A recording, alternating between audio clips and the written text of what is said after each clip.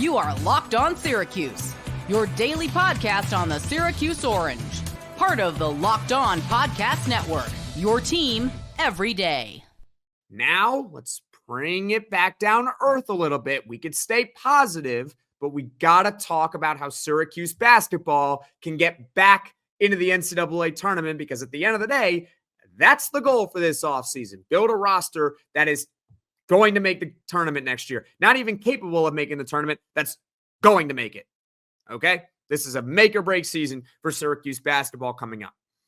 JJ Starling and Donnie Freeman, they are certainly good players, but they have their flaws. JJ Starling is not an elite defender by any stretch of the imagination, and he is also not the greatest shooter in the world, particularly from the outside. I think Donnie in particular, he's got a ton of room to grow. He did have a stellar true freshman season. He's the number 6 overall player in that recruiting class, but he can also get better defensively and develop more of an outside shot. Also put on a little bit of weight so he can hang down low as well. I don't believe that both players should be expected to carry Syracuse basketball next year.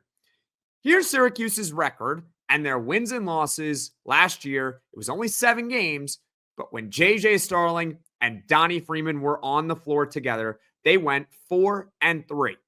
Sounds like a decent record, right? But then you get into the nitty-gritty and the X's and O's and the wins and losses, and you find out the wins: Lemoyne, Colgate, Youngstown State, Cornell.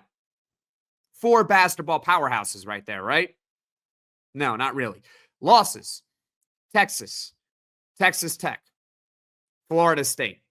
Bottom line is this: if we are expecting JJ Starling and Donnie Freeman next year to be our 2 best players,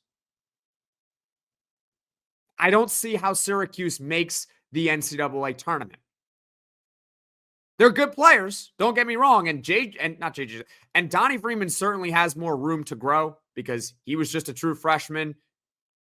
Perhaps he could develop into the best player on an NCAA tournament caliber team, but I wouldn't necessarily bank on that. That's why you got to go absolute ham in the transfer portal this offseason. What they need to do, and we're going to talk about this more in the next segment, is this: Syracuse basketball needs to go out and find its true stud in the transfer portal. That alpha player that can lead Syracuse. The player that can make or break wins and losses. Because my belief is this: the co-stars for Syracuse basketball are here.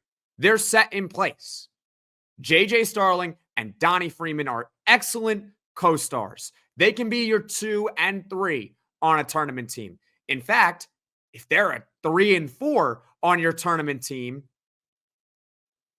you might be a top seed in the NCAA tournament. These are really good players, but they're not necessarily your 1 and your 2. And if they are your 1 and 2, you better find the perfect cast of role players around them to build a team that could just barely squeak into the NCAA tournament. Because we saw last year how it worked out when Starling and Freeman were the best players.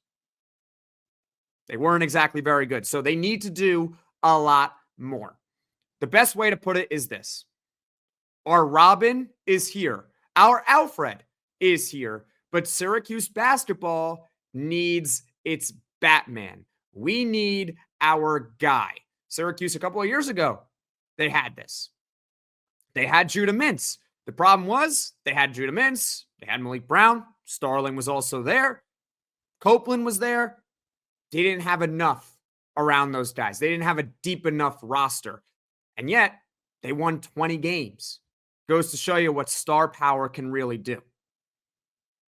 So that's what they need.